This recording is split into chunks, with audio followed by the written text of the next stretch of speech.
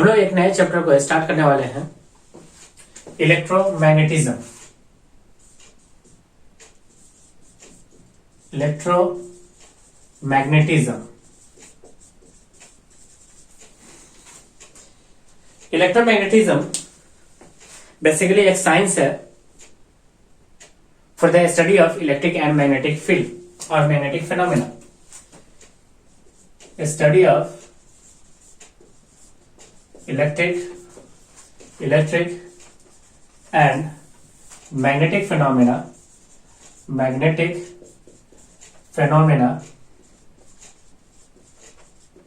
is called electromagnetism।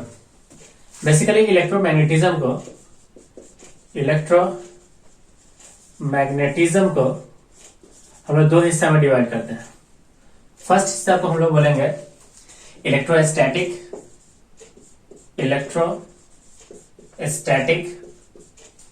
Second को हम लोग बोलेंगे इलेक्ट्रोडायनामिक्स।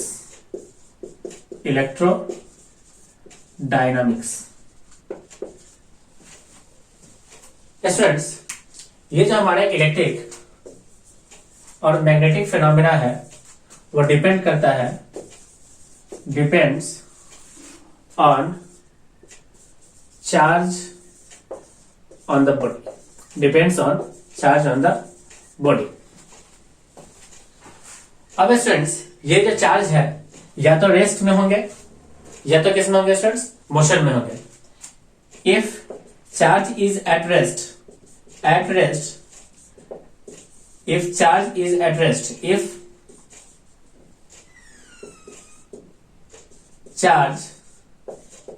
rest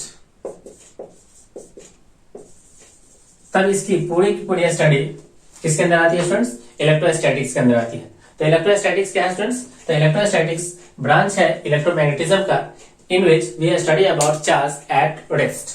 सेकेंड क्या है students, electrodynamics. If charge is in motion, then we study in electrodynamics। तो electrodynamics क्या है students, electrodynamics is the branch of electromagnetism in which we study about charge when it is in motion। अब students, ये जो charge है वो या तो मूव करेंगे, मूव विथ कांस्टेंट और यूनिफॉर्म वेलोसिटी। सेकेंड क्या हो सकता है, मूव विथ वेरिएबल वेलोसिटी और सम एक्सेलरेशन। तब स्टूडेंट्स, इलेक्ट्रोडायनामिक्स को दो हिस्सों में डिवाइड किया जाता है। अब देखिए स्टूडेंट्स, जब हमारा चार्ज रेस्ट में होता है तो उस समय इसकी स्टडी कहलाता है क्या स्टूडेंट्स, देखिए इलेक्ट्रोस्टैटिक्स कहलाता है। जब चार्ज रेस्ट में होता है तब produce electric field surrounded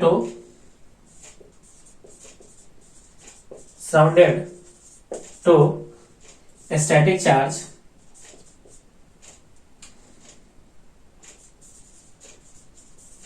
itself। यदि स्टूडेंट्स चार्ज हमारा रेस्ट में हो यानी स्टैटिक चार्ज हो तो वो अपने चारों ओर एक फील्ड जनरेट करता है। उस फील्ड को हम लोग क्या बोलते हैं स्टूडेंट्स, इलेक्ट्रिक फील्ड कहते हैं। और ये चार्ज एट रेस्ट पे होगा। जब चार्ज मूव करता है विथ कांस्टेंट और यूनिफॉर्म वेलोसिटी तो उस समय ये produce both electric and magnetic field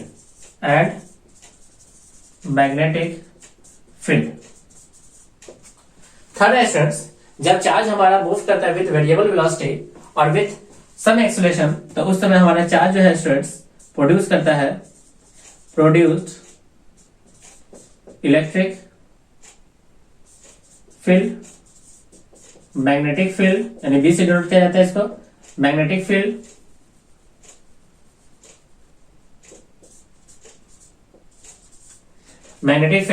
and also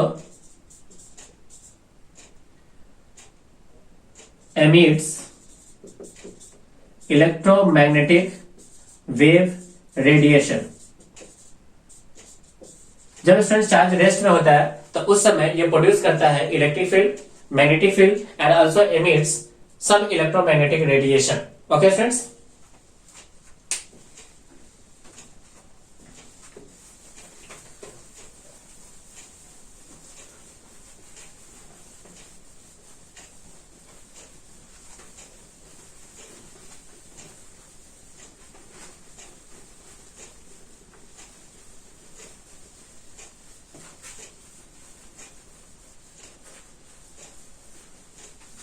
अब हम देखने वाले हैं चार्ज के बारे में कि चार्ज क्या होता है.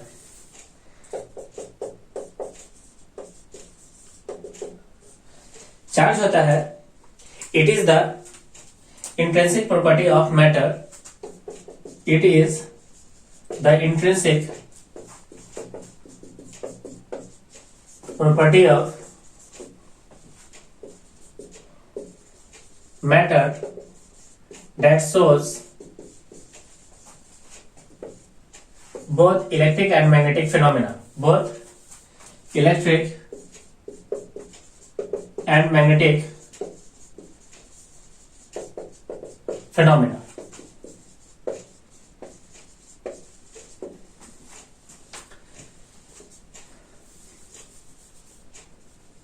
By Franklin,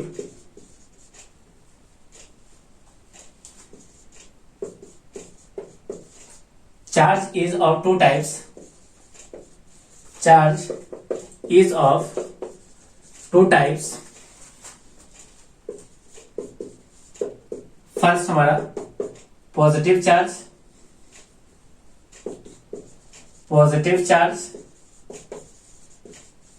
सेकेंड है हमारा नेगेटिव चार्ज, यानी फ्रैंकलिन के अनुसार चार्ज दो तरह के होते हैं. एक होता है पॉजिटिव चार्ज, सेकेंड क्या होता है students? Negative charge. Unit of charge, अच्छा यूनिट ऑफ चार्ज नहीं, चार्ज जो होता है वह स्टूडेंट्स स्केलर क्वांटिटी होता है. Charge is a scalar quantity. Charge कैसा क्वांटिटी होता है? स्केलर क्वांटिटी होता है. नेक्स्ट हम लोग देख रहे हैं, सपोज कीजिए कोई मैटर है, वो कंपोज्ड होता है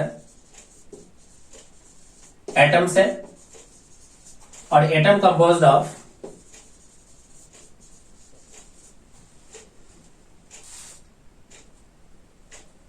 nucleus and other than nucleus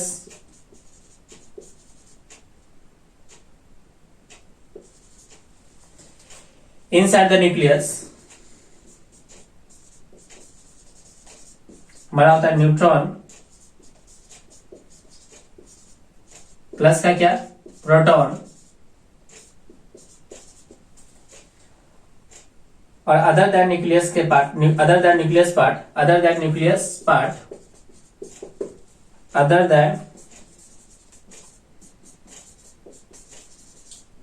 part, वहां पे इलेक्ट्रॉन क्या करते हैं? रिवॉल्व करते हैं.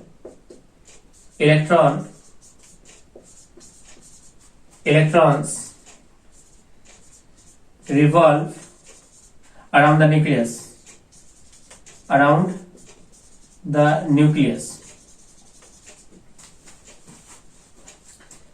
यह हमारा न्यूक्लियस है. इस न्यूक्लियस के चारों ओर इलेक्ट्रॉन क्या कर रहे होते हैं स्टूडेंट्स? रिवॉल्व कर रहे होते हैं. इलेक्ट्रॉन रिवॉल्व कर रहे होते हैं. इस न्यूक्लियस के इनसाइड हमारा न्यूट्रॉन होगा और प्लस में क्या होगा? प्रोटॉन होगा. एट न्यूट्रल स्टेट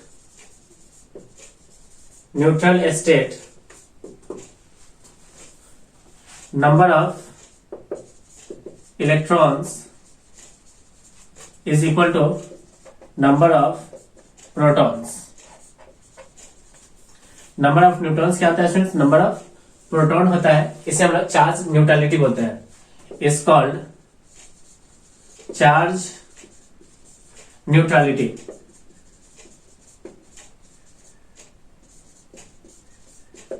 यानी चार्ज न्यूट्रल हो गया। इसके अंदर number of electron number of किसके बराबर हो गया स्टूडेंट? प्रोटॉन के बराबर होता है। अब स्टूडेंट्स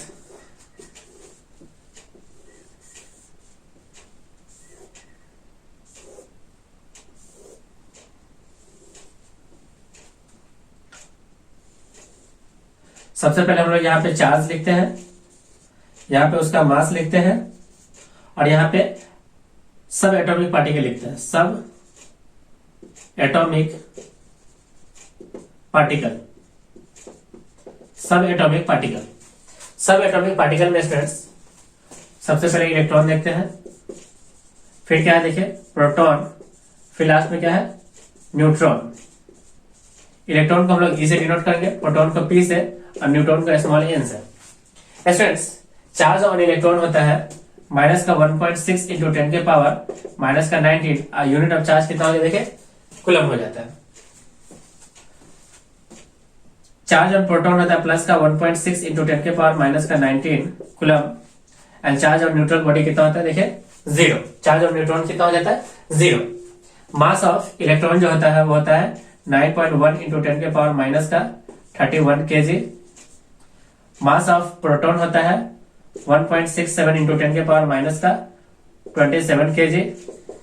एंड अप्रॉक्स इक्वल होता है किसके मास ऑफ न्यूट्रॉन 1.6 इंटू 10 के पावर माइनस का 27 kg।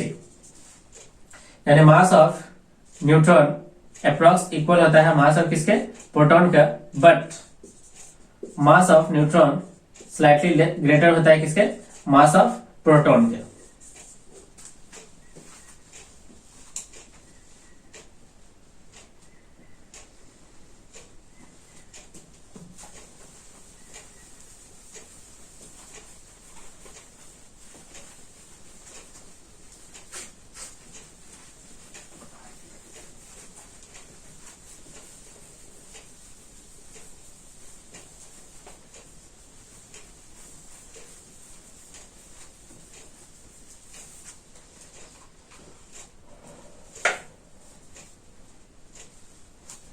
नेक्स्ट है फ्रेंड्स, यदि हम लोग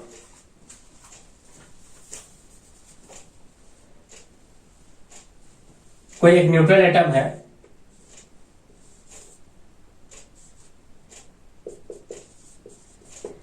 न्यूट्रल एटम है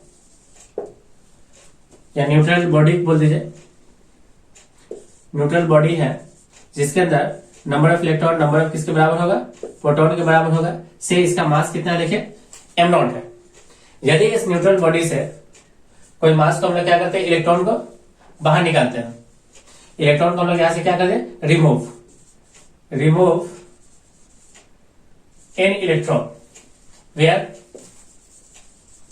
एन क्या है स्टूडेंट देखें बिलोंग्स टू इंटीजर। तो स्टूडेंट्स जब भी हमें किसी न्यूट्रल बॉडी से इलेक्ट्रॉन निकालना हो या और करके देखते हैं किसी न्यूट्रल बॉडी पे न्यूट्रल बॉडी जहां पे number of electron number of किसके बराबर हो प्रोटॉन के बराबर हो, से इसका मास कितना है m नॉट। आपको इस पे कोई इलेक्ट्रॉन देना हो given Ne electron where n belongs to क्या I। तो हम लोग क्या देखेंगे स्टूडेंट्स जब भी किसी न्यूट्रल बॉडी को इलेक्ट्रॉन देना हो या इलेक्ट्रॉन निकालना हो तो इलेक्ट्रॉनों की संख्या हमेशा कैसा होना चाहिए इंटीग्रल मल्टीपल ऑफ ई होना चाहिए। इंटीग्रल मल्टीपल ऑफ ई यानी इंटीग्रल मल्टीपल ऑफ ई के बराबर ही हम लोग इस न्यूट्रल बॉडी से इलेक्ट्रॉन को निकाल सकते हैं या इलेक्ट्रॉन को क्या कर सकते हैं दे सकते हैं। स्टूडेंट जब हम लोग इलेक्ट्रॉन को बाहर निकालते हैं तो उस समय इलेक्ट्रॉन की कमी हो जाती है, तो number of electron less than number of क्या प्रोटॉन। जैसे इलेक्ट्रॉन की कमी हुआ तो बॉडी के पास कितना चार्ज आता है देखिए प्लस चार्ज आ जाता है, तो body have positively charge, body becomes positively charge. यानी बॉडी कैसा चार्ज होता है पॉजिटिवली चार्ज हो जाता है। सोचिए इसमें से कुछ इलेक्ट्रॉन बाहर निकला है, दिस इंप्लाइज दैट कि mass of positively charge body charged body becomes lighter than neutral body. Neutral body यानी mass of positively charge body less then mass of neutral body. आप देख सकते हो यहाँ स्टूडेंट्स, इलेक्ट्रॉन की कमी होने पे पॉजिटिवली चार्ज बॉडी बनता है, यानी deficiency of electron, deficiency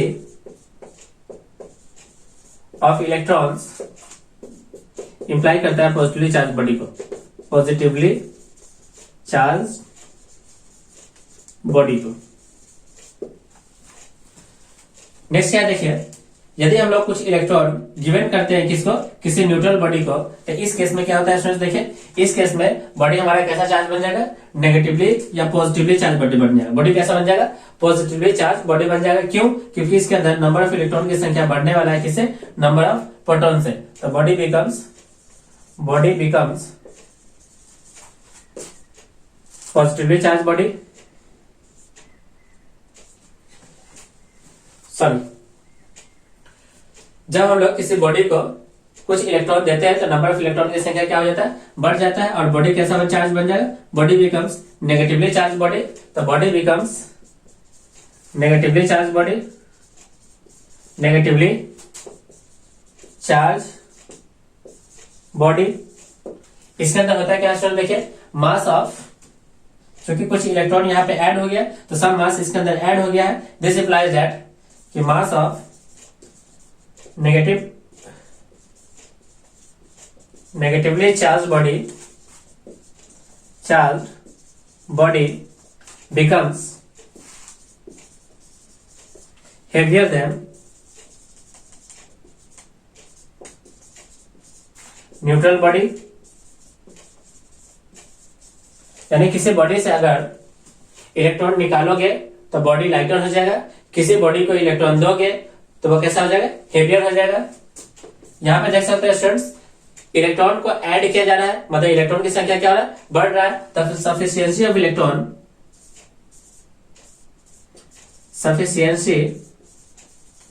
electron is implies that negatively charged body, negatively charged body।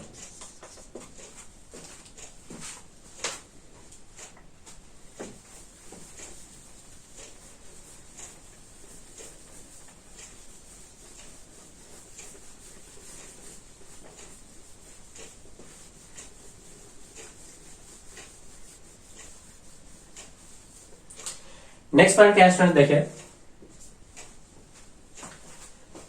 Charge is a drive quantity,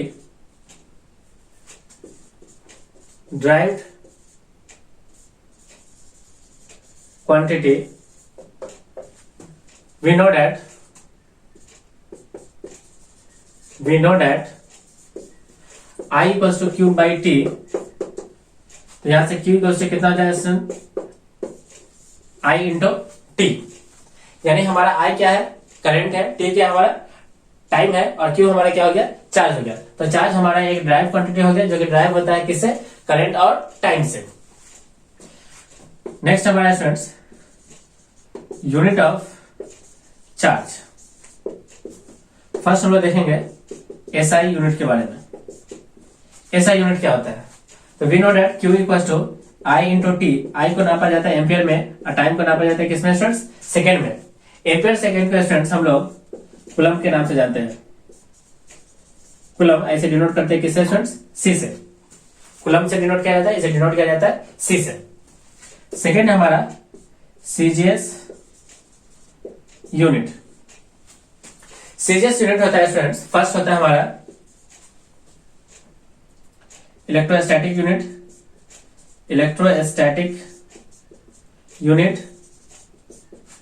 जैसे को हम लोग स्टेट कूलम भी कहते हैं, स्टेट कूलम कहते हैं, या इसी को हम लोग स्टेट कूलम, या इसी को हम लोग फ्रैंकलिन भी कहेंगे, फ्रैंकलिन। स्टूडेंट्स 1 कूलम जो होता है वो 3 इंटू 10 के पावर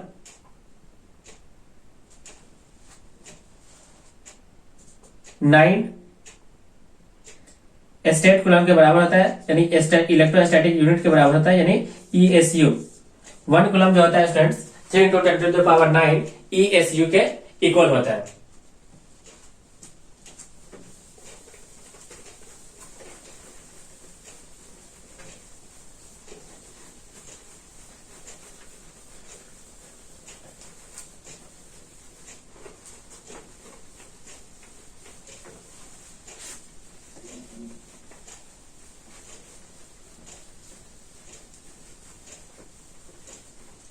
नेक्स्ट है स्टूडेंट्स हमारा second point, electromagnetic unit.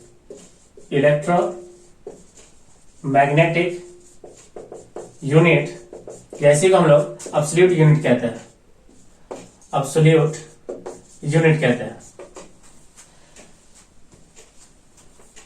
1 electromagnetic unit जो होता है स्टूडेंट्स 10 कूलम के बराबर होता है। 1 इलेक्ट्रोमैग्नेटिक यूनिट कितने के बराबर होता है स्टूडेंट्स?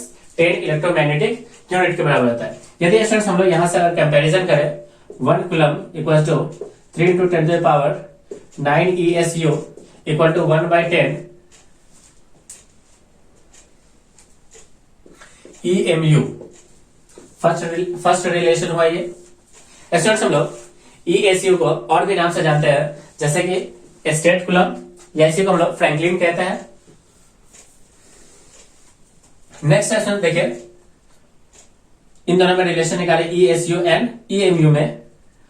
तो 1 EMU equals to 3 into 10 to the power 10 ESU के इक्वल होता है। स्टूडेंट्स कुछ हमारे लिए प्रैक्टिकल यूनिट भी होता है। प्रैक्टिकल यूनिट होता है, प्रैक्टिकल यूनिट ऑफ चार्ज। जैसे कि फर्स्ट हो गया हमारा एम्पियर आवर। इसमें देख सकते हैं आप Q इक्वल होता है I इंटू टी। हम लोग एक I को नापते हैं एम्पियर में और आवर को नाप देते हैं किसमें? आवर हमारा टाइम को नाप देते हैं आवर में। यदि हम लोग इसको SI यूनिट में कन्वर्ट करें तो करंट का यूनिट तो एम्पियर, ठीक है। आवर हमारा टाइम का SI यूनिट नहीं है। SI यूनिट टाइम का क्या होता है? सेकेंड। तो सेकेंड में अगर कन्वर्ट करना चाहे तो 60 इंटू कितना हो जाए? देखिए 60 सेकेंड। जब ये कंप्लीट हो जाएगा तो हमारा जाएगा 3600 एम्पियर सेकेंड। और 3600 एम्पियर सेकेंड का मतलब क्या कहते हैं स्टूडेंट? देखें तो 3600 ये बन गया क्या? कूलम। तो 1 एम्पियर आवर कितने के बराबर होता है स्टूडेंट? देखिए 3600 कूलम के इक्विवेलेंट होता है। 1 एम्पियर आवर 3600 कूलम के इक्विवेलेंट होता है।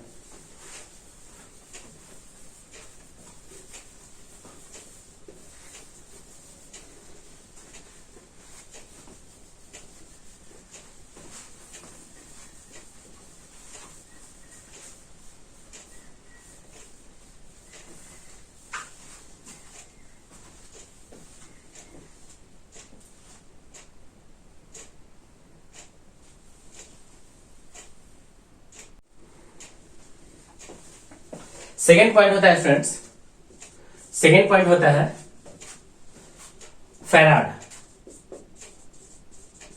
इसको डिनोट किया जाता है F से। स्टूडेंट्स 1 फैराड जो होता है, 1 फैराड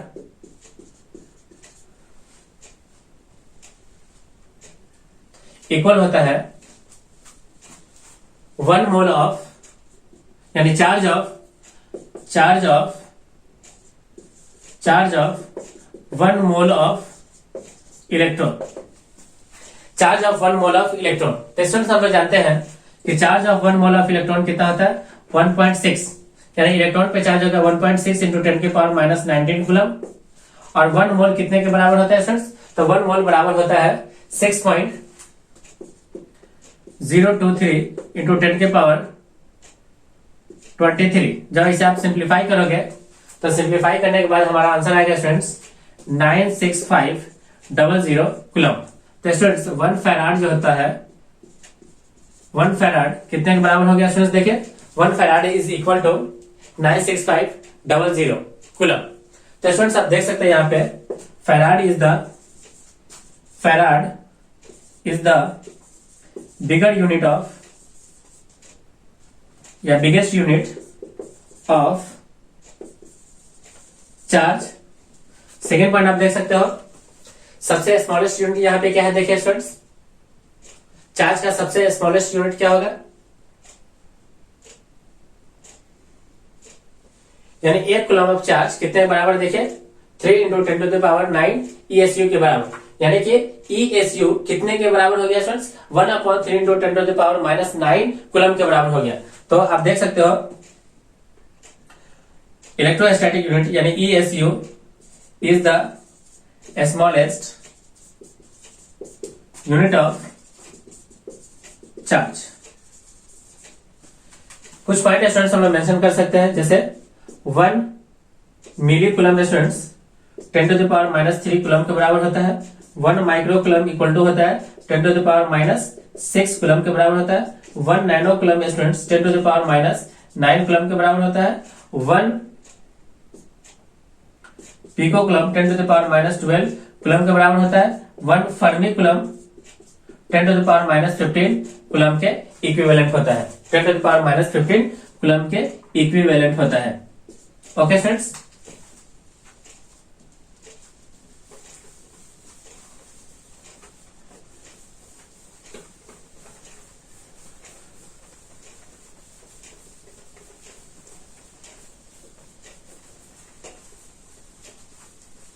नेक्स्ट हम लोग देखने वाले हैं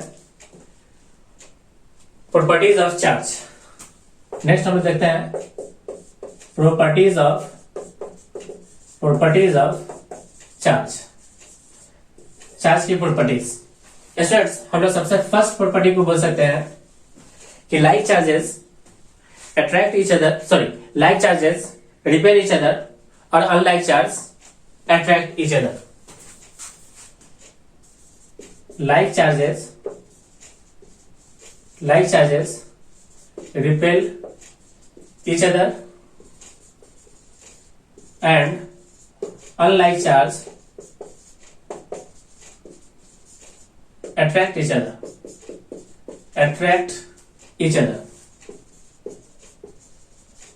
यदि पॉजिटिव पॉजिटिव हो, नेगेटिव नेगेटिव हो, तो इन दोनों के बीच में हमारा क्या होगा स्टूडेंट्स, ये हमारा लाइक चार्ज है, तो इनके बीच में क्या होने वाला है, देखिए इनके बीच में होने वाला है repulsion.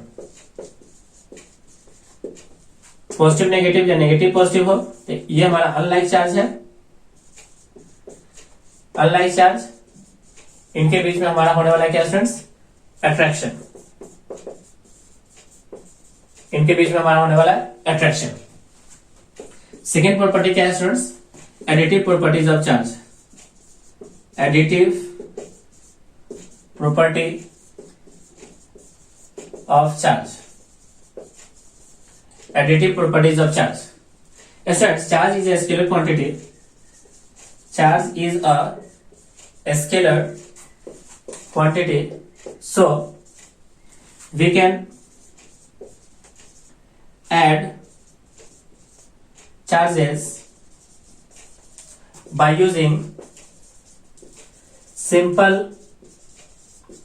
algebraic rule। simple algebraic rule।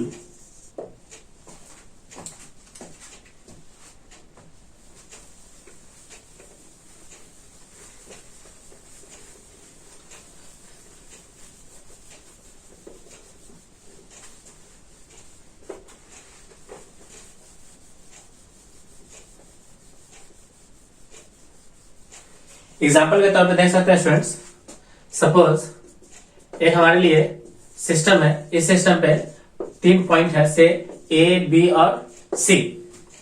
ये हमारे लिए क्या है, सिस्टम। इस सिस्टम में 3 पॉइंट है, ए बी और सी। ए पे हमारे पास 2 कूलम है, माइनस का 3 कूलम बी पे रहा, और सी पे कितना रहा, 5 कूलम। तो हमसे पूछा गया है find total charge on the system. Total charge on the system कितना होगा। तो स्टूडेंट्स, हम लोगों ने क्या देखा, property number second, additive properties of charge. Charge एक स्केलर क्वांटिटी होता है, जिसके वजह से चार्ज को हम लोग by using simple algebraic addition इसको क्या कर सकते हैं, ऐड कर सकते हैं। तो total charge on the system हमारा हो गया कितना, देखिए Q एट A प्लस का Q एट B प्लस का Q एट क्या C।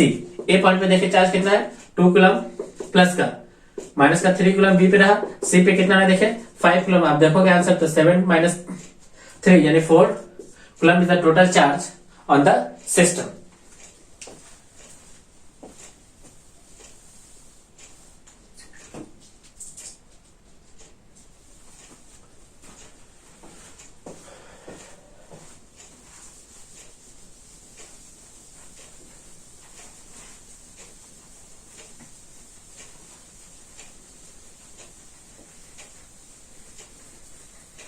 नेक्स्ट स्टूडेंट्स हम लोग पढ़ते हैं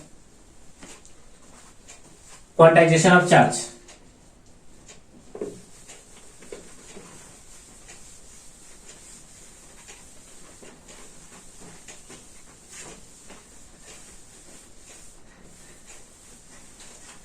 नेक्स्ट हम लोग पढ़ते हैं quantisation of charge. Third number quantisation of charge. Quantisation of charge, quantisation of charge क्या होता है फ्रेंड्स, कि कोई भी बॉडी के पास always integral multiple of charge of electron होता है, यानी every body has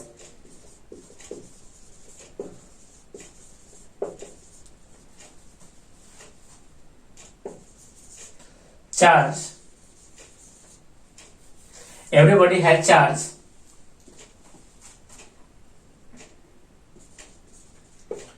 which is present in integral multiple of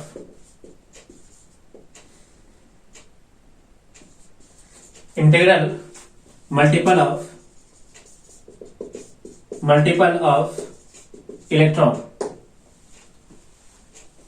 is called quantization of charge, is called quantization of charge। यानी कोई बॉडी के पास चार्ज होता है और वो चार्ज कितना प्रेजेंट होता है students, integral multiple of electron के बराबर। इसे डिनोट किया जाता है Q equals to plus minus n into E, where n belongs to integer I, यानी n का वैल्यू हमेशा 1 2 3 4 5 इस तरह के फॉर्म में होगा। n never be in negative of या पॉजिटिव ऑफ हाफ 3/2, यानी fraction does not allow, fraction value does not allow, यानी फ्रैक्शन में कभी भी वैल्यू नहीं होगा। स्टूडेंट्स आप देख सकते हैं कि जब भी चार्ज होगा तो plus minus 1 plus minus 2 electron plus minus 3 electron. तो आप देख सकते हैं स्टूडेंट्स सबसे जो इंटीग्रल वैल्यू का सबसे लोअर वैल्यू है कितना है स्टूडेंट्स, 0। तो Q बराबर कितना आया स्टूडेंट, देखिए E के बराबर। तो स्टूडेंट्स हम लोग कह सकते हैं कि स्मॉलेस्ट यूनिट ऑफ चार्ज जो होता है वो क्या होता है स्टूडेंट्स, चार्ज ऑफ इलेक्ट्रॉन होता है, चार्ज ऑफ इलेक्ट्रॉन। यानी चार्ज ऑफ इलेक्ट्रॉन के स्टूडेंट्स हम लोग कहते हैं smallest unit of charge.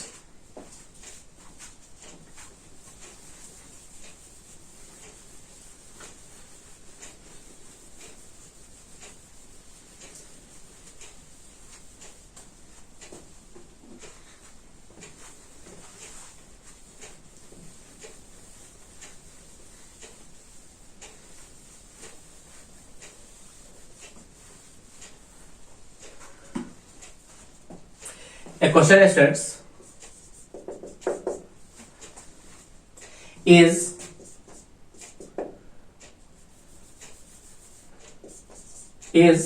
4.8 into 10 to the power minus 19 electron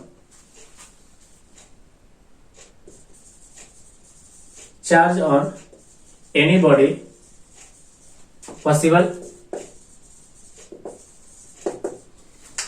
तो स्टूडेंट्स हम लोग जानते हैं फॉर्मूला होता है Q इक्वल्स टू कितना, देखिए n into E।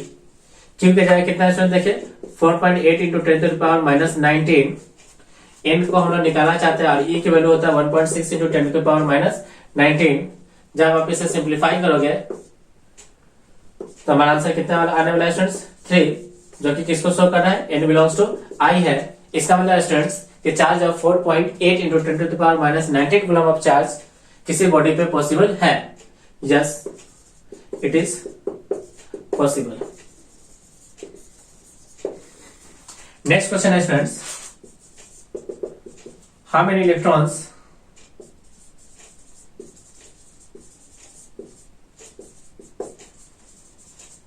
are needed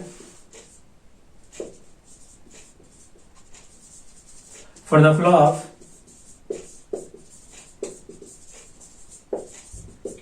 1 coulomb of charge,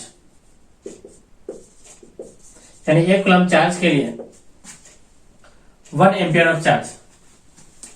हमसे क्या पूछा गया, देखिए स्टूडेंट्स, कि how many electrons are needed for the flow of 1 ampere of charge. Students हम लोग जाते हैं, फॉर्मूला होता है I equals to Q by T.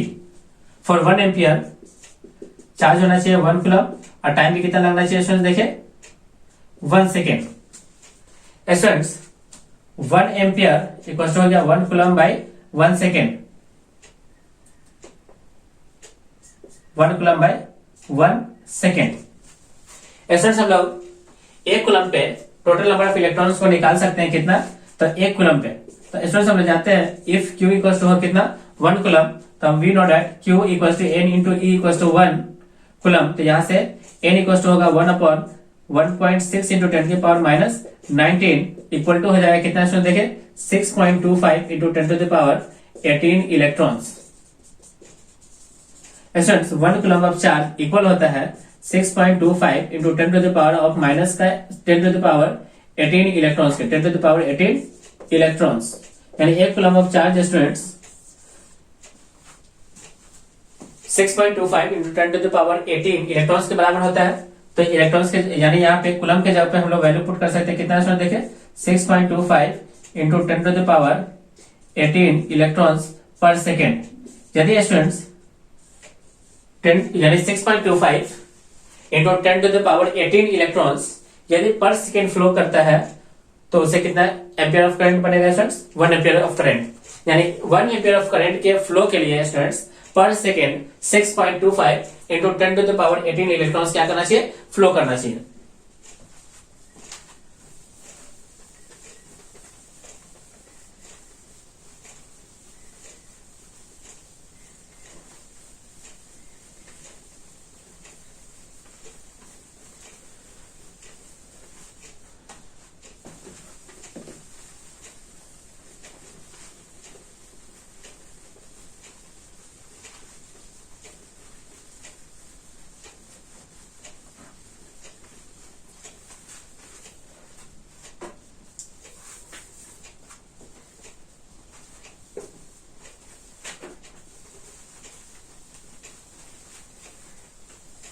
Next students हम लोग पढ़ने वाले हैं 4th नंबर,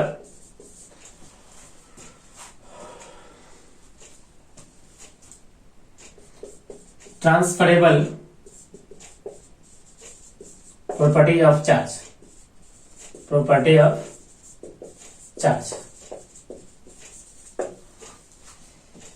स्टूडेंट्स किसी भी आइसोलेटेड सिस्टम के लिए, आइसोलेटेड सिस्टम का मतलब हो गया कि it is free from external environment. For any isolated system,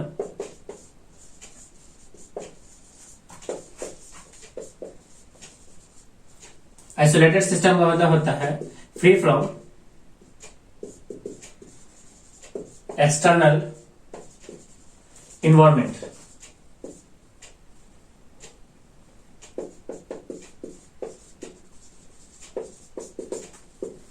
charge को ना तो क्रिएट किया जा सकता है, नहीं डिस्ट्रॉय किया जा सकता है।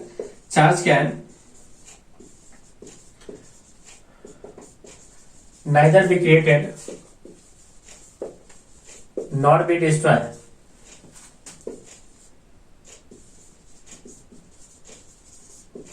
But it only transfer from but it only transfer from one body to another body.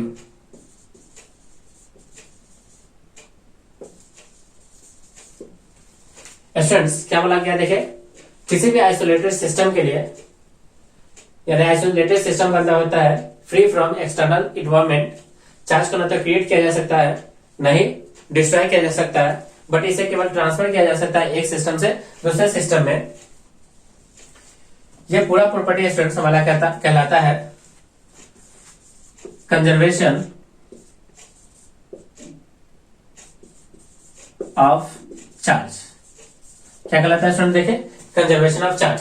But यहाँ पे स्टूडेंट्स हम लोग देख रहे हैं कि चार्ज को एक बॉडी से दूसरे बॉडी में ट्रांसफर किया जा सकता है, और ये जो ट्रांसफर ऑफ चार्ज होगा students, transfer of charge from one body to another body is always follows quantization of charge. Quantization of charge. This means that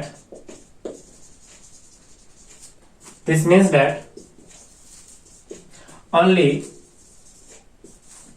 integral multiple of charge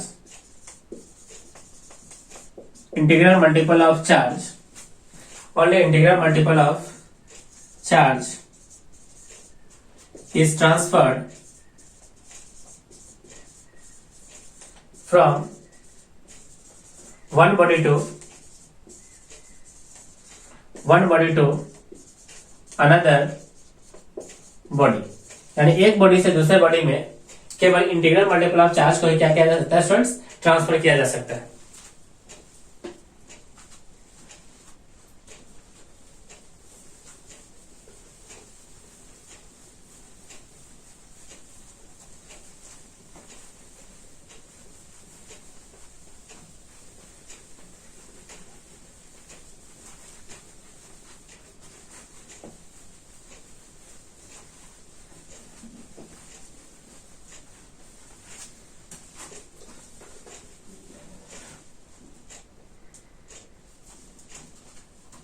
next हम लोग देखते हैं students invariant properties of charge. Invariant property of charge.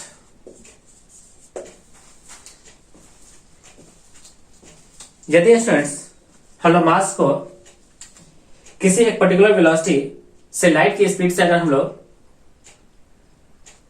In comparison to light velocity अगर उसे travel कराते हैं तो मास of the body क्या हो जाता है स्टूडेंट्स, चेंज हो जाता है आइंस्टीन के रिलेटिव थ्योरी के अनुसार।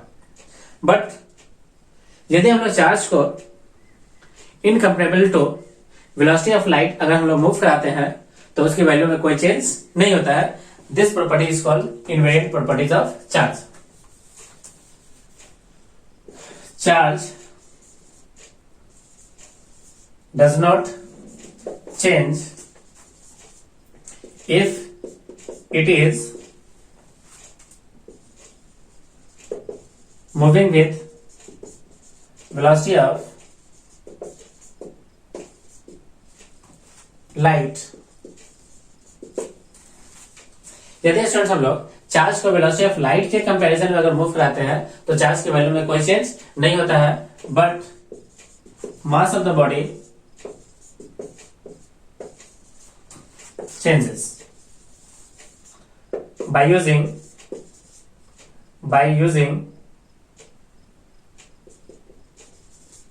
Einstein relative theory। Einstein relative theory formula था स्टूडेंट्स, देखिए m equals to m naught divided by root under 1 minus v square upon c square, where m naught होता है हमारा रेस्ट मास, m होता है हमारा mass of body at speed v, और c होता है हमारा speed of light in air और वैक्यूम, जिसकी वैल्यू होता है स्टूडेंट्स 3 × 10⁻⁸ मीटर पर second. That's why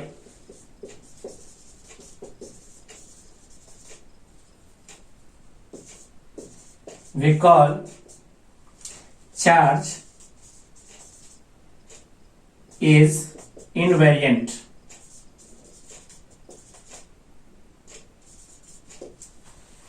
charge students reference frame पे डज नॉट डिपेंड करता है, यानी चार्ज जो है हमारा रेफरेंस फ्रेम पे डिपेंड नहीं करता है. Charge does not depend on reference frame. Charge जो है स्टूडेंट्स हमारा रेफरेंस फ्रेम पे डिपेंड नहीं करता है. स्टूडेंट्स 7 नंबर पॉइंट है कि charge produces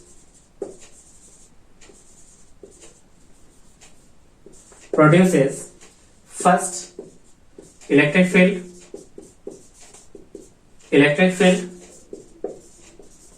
when Q at rest.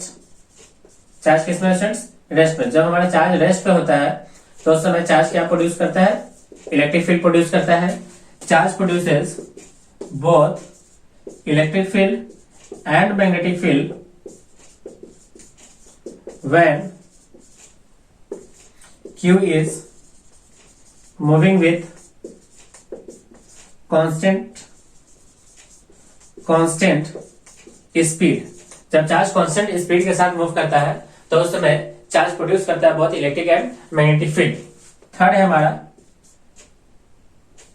Produces both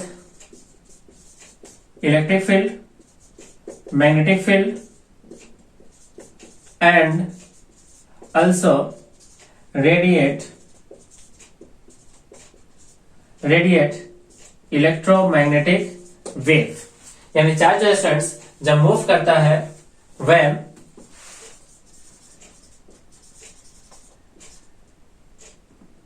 move with some acceleration. जब चार्ज स्टूडेंट्स एक्सेलरेटेड होता है तो उस स्थिति में चार्ज जो है वो प्रोड्यूस करता है बहुत electric field and magnetic field and also radiate electromagnetic radiation. Okay students, तो हम लोगों ने क्या देखा स्टूडेंट्स? चार्ज की कुछ प्रॉपर्टीज को देखा है.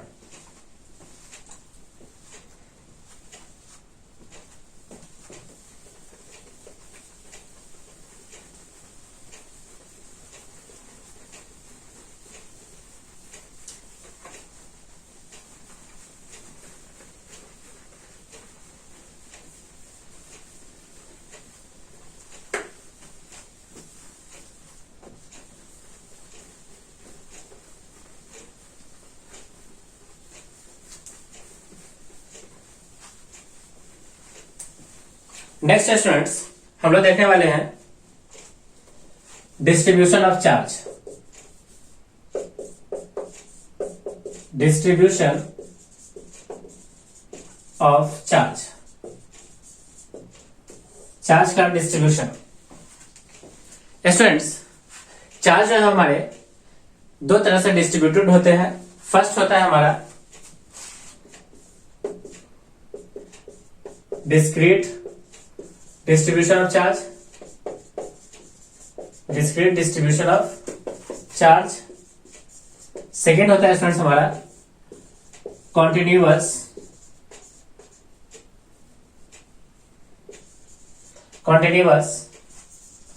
distribution of charge. Continuous distribution of charge students दो तरह से किया जाता है. First either uniform distribution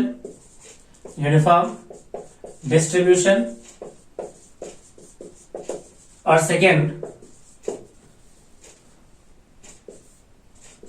non-uniform distribution.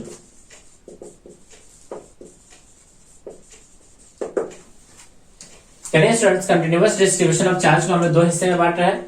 First system में हम लोग देख रहे हैं क्या? यूनिफॉर्म डिस्ट्रीब्यूशन ऑफ चार्ज, यानी किसी भी एक बॉडी पे चार्ज का डिस्ट्रीब्यूशन बिल्कुल सिमिलर होगा यानी यूनिफॉर्म होगा.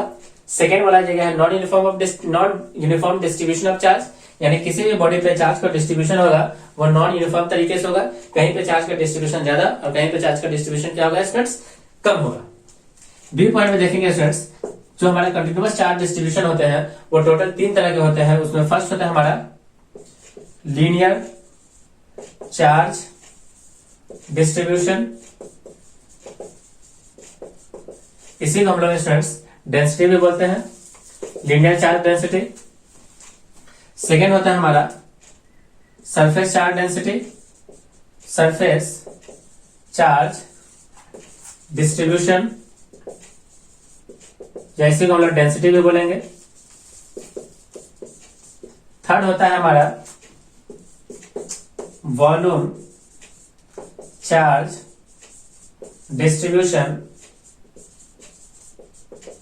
ऐसे का स्टूडेंट्स हम लोग डेंसिटी भी कहते हैं। सबसे फर्स्ट स्टूडेंट्स हम लोग देखते हैं discrete distribution of charge. First हम लोग देखते हैं discrete distribution of charge. Students, किसी भी सिस्टम में यदि स्टूडेंट्स चार्ज हमारा किसी एक पर्टिकुलर लोकेशन पे से यहाँ इस पॉइंट पे यदि हमारा चार्ज क्या हो जाए स्टूडेंट्स, डिस्ट्रीब्यूट रहे किसी पॉइंट पे, तो ऐसे डिस्ट्रीब्यूशन ऑफ चार्ज को स्टूडेंट्स हम लोग कहते हैं डिस्क्रीट डिस्ट्रीब्यूशन ऑफ चार्ज। तो यहाँ पे स्टूडेंट्स डिफाइन होता है हमारा पॉइंट चार्ज। क्या डिफाइन होता है students, point charge. Point charge क्या होता है students, if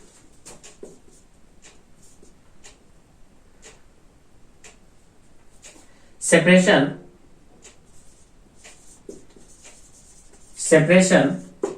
of two charges, if separation of two charges is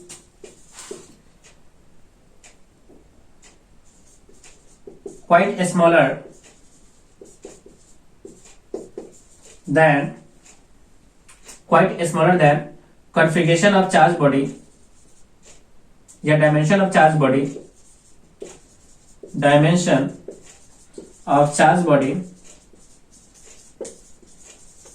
then charge body is considered as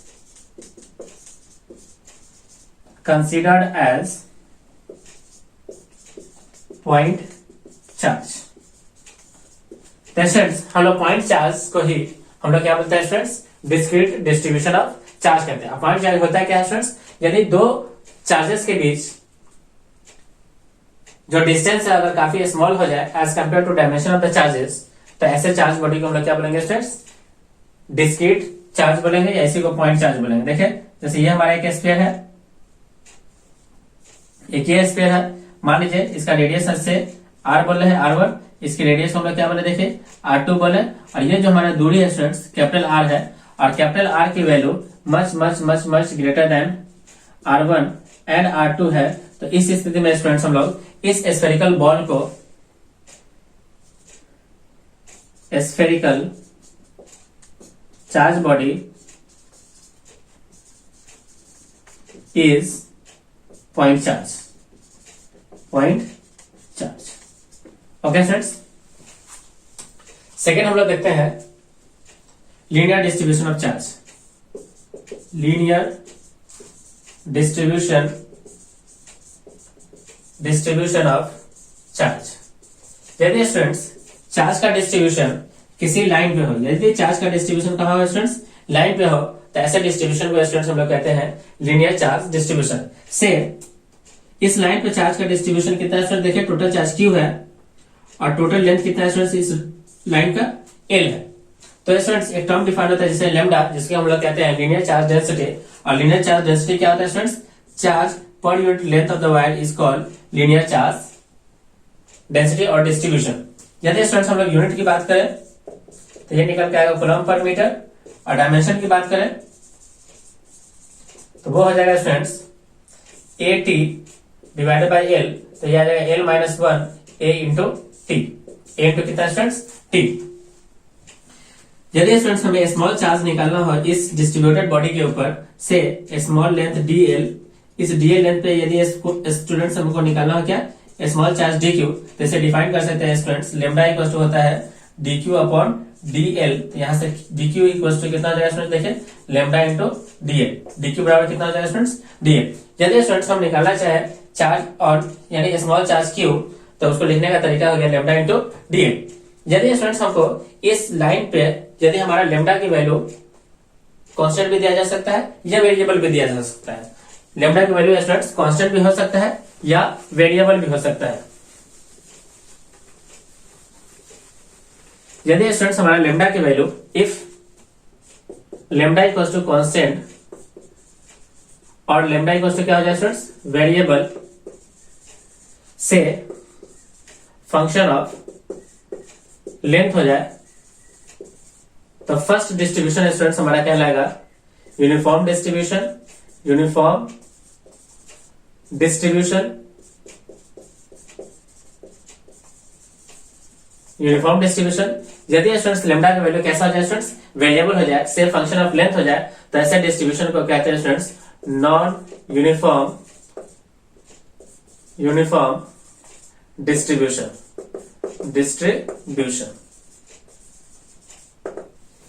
से स्टूडेंट्स एग्जांपल देख सकते हैं, lambda equals to lambda naught into x. ये जो distribution है स्टूडेंट्स हमारा कैसा है, लेंथ बढ़ने से चार्ज की वैल्यू क्या हो जाएगा स्टूडेंट्स, बढ़ जाएगा। तो ऐसा डिस्ट्रीब्यूशन को हम लोग कहते हैं students non uniform linear charge density, non uniform linear charge density.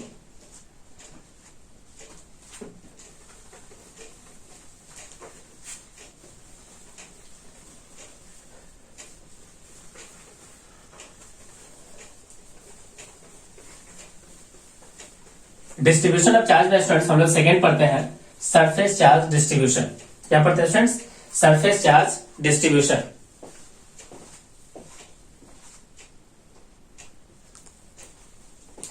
Second हम लोग देखते हैं surface charge distribution. Surface charge distribution से एक सरफेस है स्टूडेंट्स जिसपे हमारा चार्ज क्या है, देखिए डिस्ट्रीब्यूट है, से इस सरफेस पे टोटल चार्ज कितना है स्टूडेंट, देखिए क्यों, इसका एरिया कितना है स्टूडेंट्स, ए, यानी ए को बना दिया है एरिया ऑफ द सरफेस। तो students if charge is distributed on the surface of the body then we introduce surface charge distribution. और सरफेस चार्ज डिस्ट्रीब्यूशन होता है स्टूडेंट्स, इसे डिनोट किया जाता है सिग्मा से, और होता क्या है, charge per unit surface area of the body. Charge per unit surface area of the body is called surface distribution of charge. इसका यूनिट की बात किया जाए स्टूडेंट्स, तो यूनिट हो जाएगा कितना, देखें कूलम पर मीटर स्क्वायर। और डायमेंशन की बात करें तो डायमेंशन हो जाएगा L-2 A इंटू टी। यदि स्टूडेंट्स हमें स्मॉल एरिया पे से स्मॉल एरिया डी ए पे हमें चार्ज निकालना हो डी क्यू, तो हम लोग लिखेंगे students sigma equals to d q upon d a. तो डी क्यू इक्वल्स टू कितना होगा स्टूडेंट, देखें सिग्मा इंटू डी ए। इसे कहा जाता है students small unit of charge. किसी बॉडी पे निकालना होता है इस तरह से निकाला जाएगा, डी क्यू बराबर सिग्मा इंटू डी ए। यदि स्टूडेंट्स इफ सिग्मा का वैल्यू स्टूडेंट्स कांस्टेंट हो जाए, या सिग्मा हमारा कैसा हो जाए स्टूडेंट्स, वेरिएबल हो जाए, as function of areal factor, तो फर्स्ट डिस्ट्रीब्यूशन का स्टूडेंट्स हम लोग बोलेंगे यूनिफॉर्म डिस्ट्रीब्यूशन, और इस डिस्ट्रीब्यूशन को बोलेंगे स्टूडेंट्स हम लोग नॉन यूनिफॉर्म डिस्ट्रीब्यूशन। क्या बोलेंगे स्टूडेंट्स, इसको बोलेंगे नॉन यूनिफॉर्म डिस्ट्रीब्यूशन। लास्ट हम लोग पढ़ने वाला है students volume charge distribution.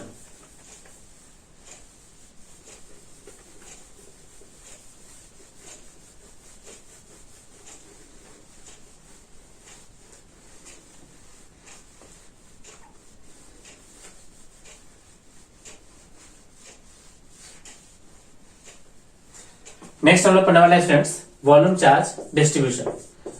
Volume charge distribution volume charge distribution. If charge is distributed on the volume of the body, then it is called volume charge distribution. से एक solid है, इस solid में हमारा क्या स्टूडेंट देखे, चार्ज डिस्ट्रीब्यूटेड है.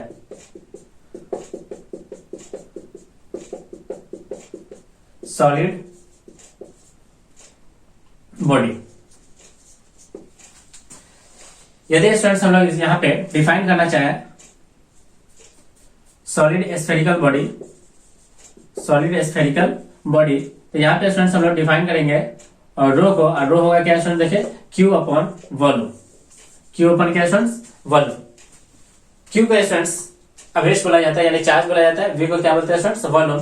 तो चार्ज पर यूनिट वॉल्यूम को क्या बोलते हैं स्टूडेंट्स, वॉल्यूम चार्ज डिस्ट्रीब्यूशन और डेंसिटी. यूनिट की बात किया जाए स्टूडेंट्स तो यूनिट निकल के आएगा कूलम पर मीटर क्यूब, और डायमेंशन निकल के आएगा कितना स्टूडेंट देखे, तो डायमेंशन हो जाएगा, डायमेंशन वो हो जाएगा एल के पावर -3 AT, एल के पावर -3 कितना, AT.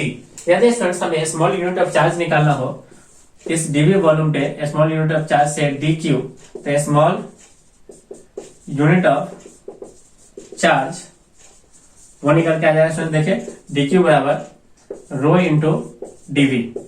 सेम कहानी है स्टूडेंट्स, यदि हमारा रो क्या हो जाए स्टूडेंट्स, कांस्टेंट, तो ऐसे डिस्ट्रीब्यूशन को हम लोग क्या बोलेंगे, uniform distribution. Uniform distribution.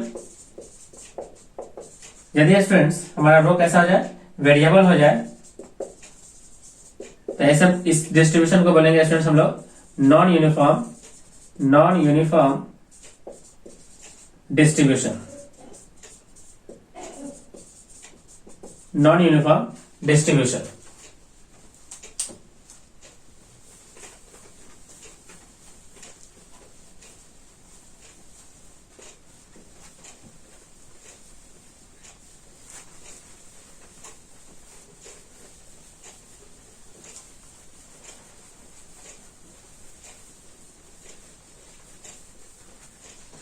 Next students हम लोग पढ़ते हैं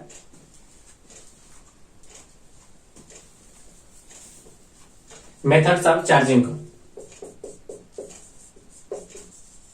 methods of charge. Students method of charging हमारे लिए 3 प्रकार के होते हैं. कितने तरह के होते हैं स्टूडेंट्स, 3 तरह के होते हैं. फर्स्ट होता है हमारा बाय फ्रिक्शन, सेकेंड होता है बाय कंडक्शन, थर्ड होता है स्टूडेंट्स हमारा बाय इंडक्शन. By induction. सबसे फर्स्ट हम लोग करते हैं students by friction. If two bodies is rubbed against each other,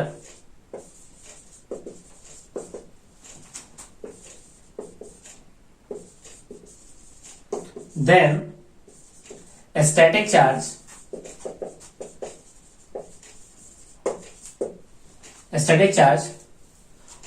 of opposite nature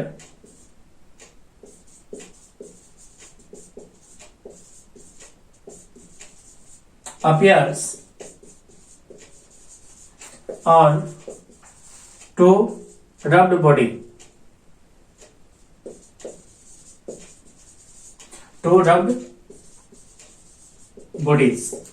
students यदि हम लोग दो बॉडीज को अगर एक दूसरे के अगेंस्ट रब करते हैं तो उस पे हमारा स्टैटिक चार्ज अपियर होता है उन टू रब्ड बॉडीज पे. एक पे अगर हमारा पॉजिटिव आया है तो सिमिलरली दूसरे पे उतना ही अमाउंट ऑफ क्या आएगा स्टूडेंट्स, नेगेटिव चार्ज आएगा. If one body has appeared a positive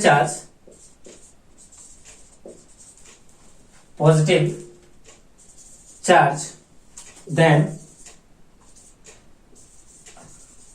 other body has appeared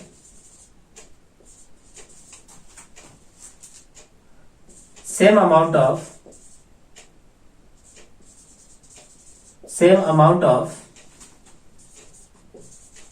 negative charge, यानी दूसरे बॉडी पे सेम अमाउंट ऑफ क्या आएगा स्टूडेंट्स, नेगेटिव चार्ज आ जाएगा।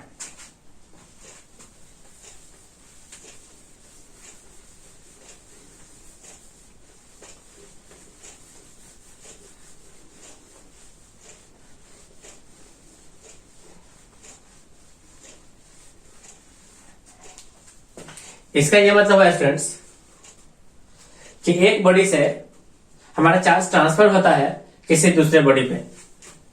This implies that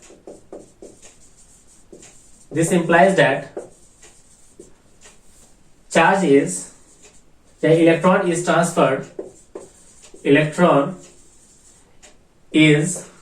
transferred from one body to other rubbed body,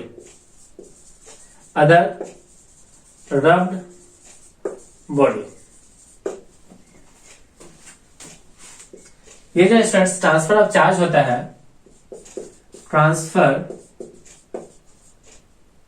of charge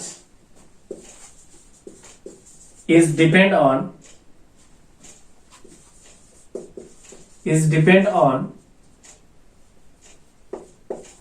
work function of the body.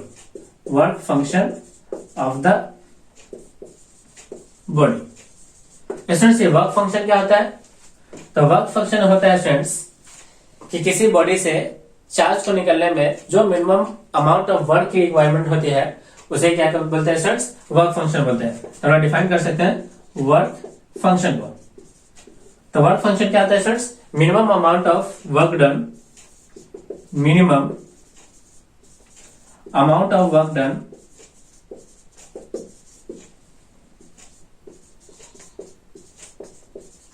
required to remove an electron from the body.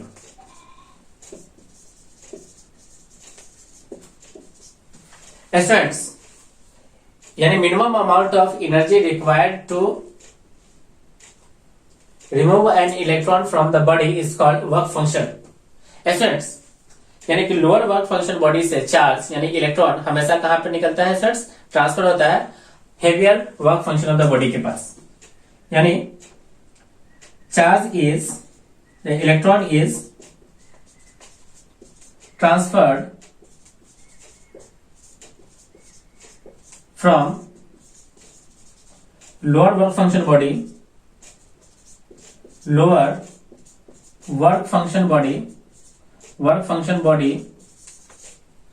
to higher work function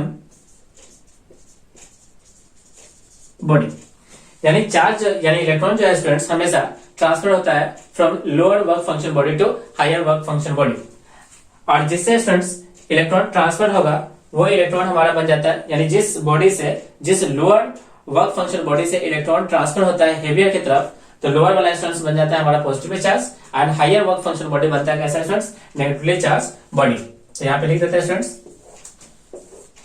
lower work function body, lower work function body becomes positively charged and heavier work function